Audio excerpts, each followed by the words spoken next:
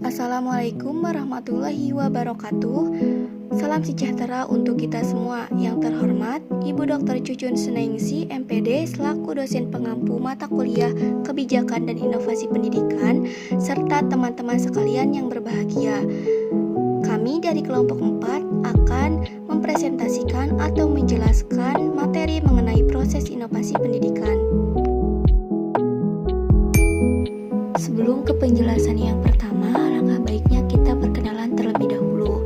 Perkenalkan, nama saya Aida Susilawati dengan NIM 2004689, nomor absen 27. Kemudian ada Latifah Eka Nurmareta dengan NIM 2001400, nomor absen 8. Dan yang terakhir ada Fiona Ratnasari Putri dengan NIM 2006465, nomor absen 35. Langsung saja ke pembahasan yang pertama.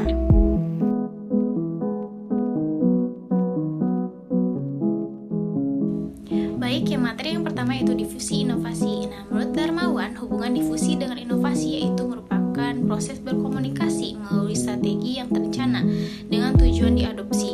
Nah, tujuan yang ingin dicapai adalah terjadinya perubahan. Nah, tahap pertama dalam proses ini adalah meningkatkan kesadaran melalui diseminasi informasi. Nah, proses tersebut meliputi tahap-tahap seperti kesadaran, minat, percobaan, dan adopsi. Dengan demikian, difusi inovasi adalah sebuah proses berkomunikasi yang berisi tentang ide baru untuk keberlangsungan hidup di masa yang akan datang, bersifat memberikan pembaharuan terhadap sesuatu yang belum atau pernah ada sebelumnya, dengan adanya kemungkinan akan ditolak atau diterima oleh masyarakat.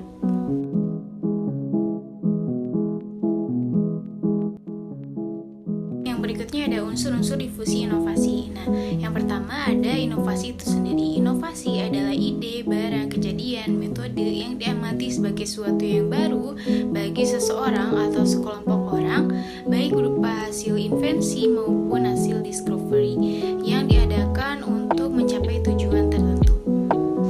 Kemudian yang kedua ada saluran komunikasi. Nah, komunikasi dalam difusi inovasi diartikan sebagai proses pertukaran informasi antara anggota sistem sosial sehingga terjadi pengertian antara satu dengan yang lainnya. Nah, kegiatan komunikasi dalam proses difusi mencakup hal-hal inovasi. Nah, individu atau kelompok yang mengetahui dan berpengalaman dengan inovasi, kemudian ada juga individu atau kelompok lain yang belum mengenal inovasi, dan saluran komunikasi ini yang menggabungkan kedua pihak tersebut. Yang ketiga ada waktu.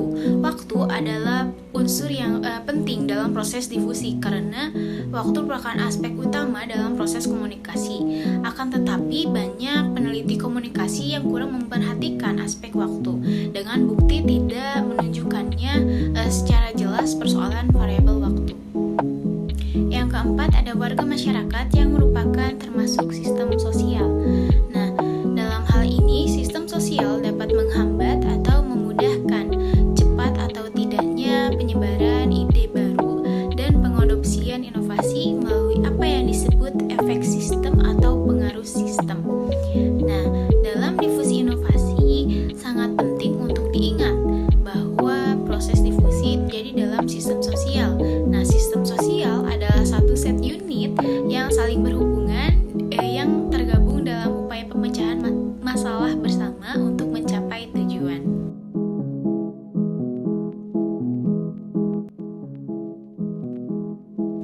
Materi selanjutnya yaitu diseminasi inovasi. Diseminasi adalah proses penyebaran inovasi yang direncanakan, diarahkan, dan dikelola. Jadi, apabila difusi terjadi secara spontan, maka diseminasi dengan perencanaannya. Nah, misalnya adalah penyebaran inovasi penerapan kurikulum 2013. Nah, setelah diadakannya uji publik, ternyata penerapan kurikulum dapat dilakukan secara efektif dengan berbagai kegiatan. Kegiatan tersebut salah satunya yaitu dengan pelatihan berjenjang. Nah, selanjutnya hasil uji publik tersebut perlu melakukan diseminasi secara meluas. Kemudian untuk menyebarluaskannya kurikulum 2013 tersebut yaitu dilakukan dengan cara menatar instruktur tingkat nasional, tingkat provinsi, dan tingkat kabupaten atau kota. Di dengan pelatihan berjenjang ini, maka difusi inovasi pendidikan, yaitu pembelakuan kurikulum 2013, dapat berjalan dengan baik.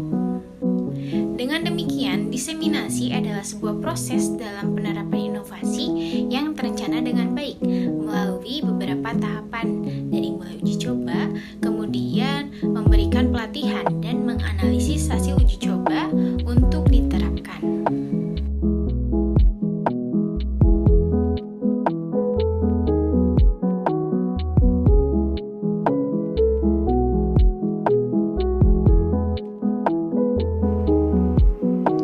Baik, yang selanjutnya itu ada proses keputusan inovasi. Nah, proses keputusan inovasi itu sendiri ialah proses yang dialami atau dilalui oleh individu atau unit pengambil keputusan yang lain, mulai dari pertama tahu adanya inovasi, kemudian dilanjutkan dengan keputusan setuju terhadap inovasi, penetapan keputusan menerima atau menolak inovasi, implementasi inovasi, dan konfirmasi terhadap keputusan inovasi yang telah diambilnya. Proses keputusan inovasi ini bukanlah kegiatan yang dapat berlangsung seketika, namun merupakan serangkaian kegiatan yang berlangsung dalam jangka waktu tertentu, sehingga individu atau organisasi dapat menilai gagasan yang baru sebagai bahan pertimbangan untuk selanjutnya akan menolak atau menerima inovasi dan dapat menerapkannya.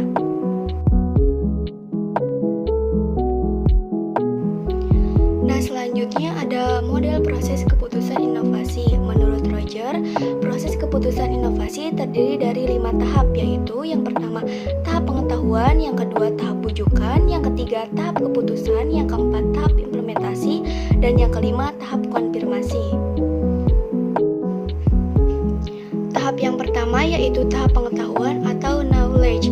Proses keputusan inovasi dimulai dengan tahap pengetahuan, yaitu tahap pada saat seseorang menyadari adanya suatu inovasi dan ingin tahu bagaimana fungsi inovasi tersebut. Nah, di sini pengertian menyadari bukan memahami tetapi membuka diri untuk mengetahui inovasi tersebut.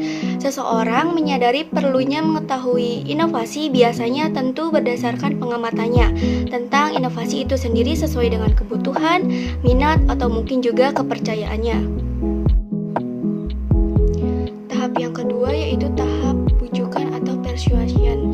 Pada tahap persuasi ini, seseorang membentuk sikap menyenangi atau tidak menyenangi terhadap inovasi. Jika pada tahap pengetahuan proses kegiatan inovasi dalam bidang kognitif, maka pada tahap persuasi ini yang berperan utama yaitu bidang afektif atau perasaan. Seseorang tidak dapat menyenangi inovasi sebelum tahu lebih dulu tentang inovasi itu sendiri. Nah, dalam tahap bujukan ini atau dalam tahap persuasi ini sangat penting peran kemampuan untuk mengantisipasi kemungkinan penerapan inovasi di masa yang akan datang. Nah, yang ketiga tahap keputusan atau decision. Pada tahap keputusan ini berlangsung jika seseorang melakukan kegiatan yang mengarah untuk menetapkan, menerima, atau menolak inovasi tersebut. Menerima inovasi berarti sepenuhnya akan menerapkan inovasi, sedangkan menolak inovasi berarti tidak akan menerapkan inovasi. Nah, perlu diperhatikan bahwa dalam kenyataannya pada setiap tahap dalam proses keputusan inovasi dapat terjadi penolakan inovasi. Tahap keempat yaitu tahap implementasi atau implementation. Nah, pada tahap implementasi, proses keputusan inovasi terjadi apabila seseorang menerapkan inovasi. Dalam tahap implementasi, berlangsung keaktifan baik mental maupun perbuatan. Nah, keputusan penerima gagasan atau ide baru dibuktikan dalam sebuah praktek. Pada umumnya, implementasi tentu mengikuti hasil keputusan inovasi sendiri. Namun, dapat terjadi karena sesuatu hal sudah menentukan menerima inovasi untuk tidak mengikuti implementasinya. Biasanya hal ini terjadi karena fasilitas penerapan yang kurang memadai. Tahap yang terakhir yaitu tahap konfirmasi atau confirmation. Nah, dalam tahap ini seseorang mencari penguatan terhadap keputusan yang telah diambilnya dan ia dapat menarik kembali keputusannya jika memang diperoleh informasi yang bertentangan dengan informasi pada sebelumnya. Tahap konfirmasi ini sebenarnya berlangsung secara berkelanjutan sejak terjadi keputusan menerima atau menolak inovasi yang berlangsung dalam waktu yang tak terbatas.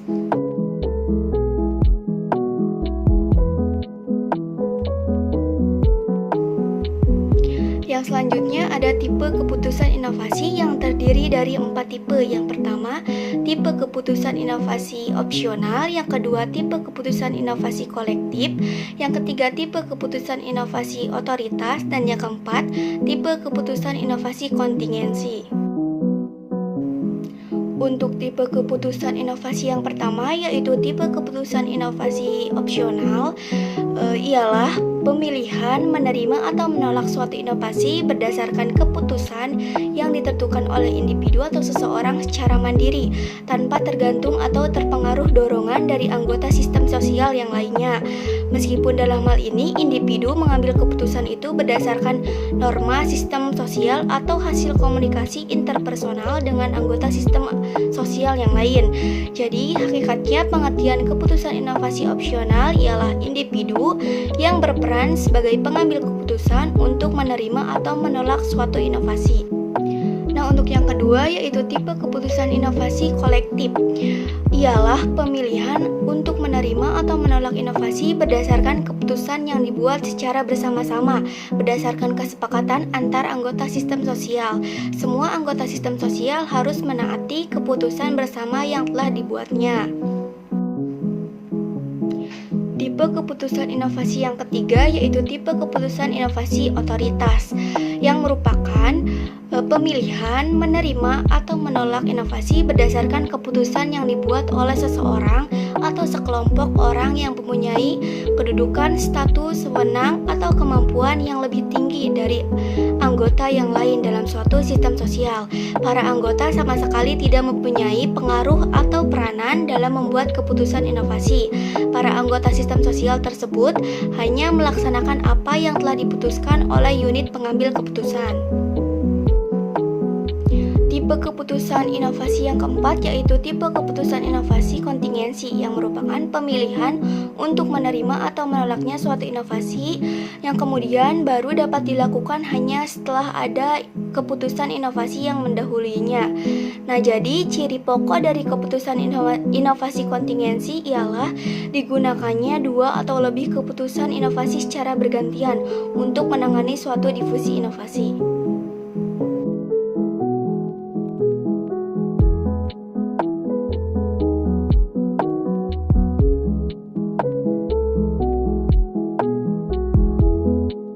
Materi selanjutnya adalah model proses inovasi pendidikan. Proses inovasi pendidikan adalah serangkaian aktivitas yang dilakukan oleh individu atau organisasi, mulai sadar tahunya ada inovasi sampai penerapan atau implementasi inovasi pendidikan.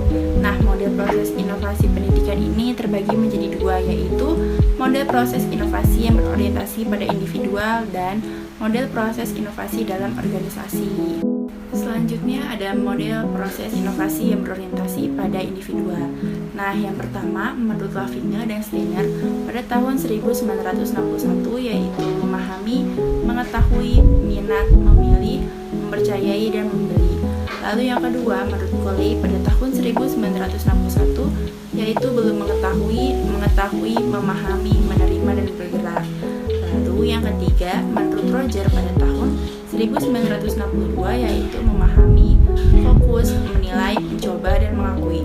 Lalu yang keempat menurut Robertson pada tahun 1971 yaitu melihat masalah, memahami, menyadari, menjawab, menyetujui, mencoba, mengakui, dan tidak sesuai. Lalu yang terakhir yang kelima yaitu menurut Roger dan Shoemaker pada tahun 1971 yaitu informasi, pengaruh, pilihan, mengakui atau menolak, dan penegasan.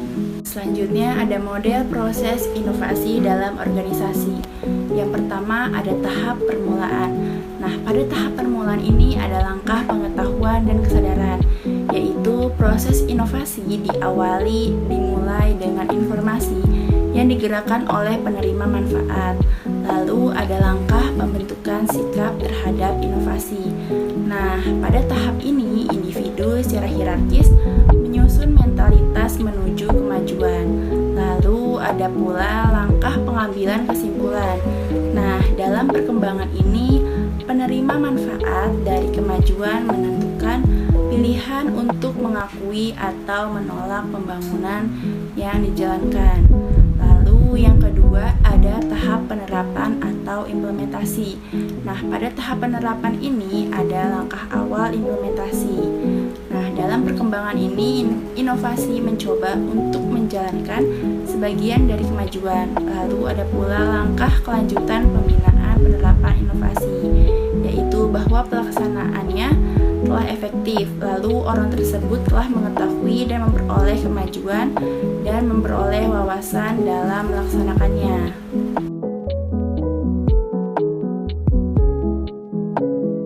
Nah, materi yang selanjutnya adalah faktor-faktor yang mempengaruhi proses inovasi pendidikan.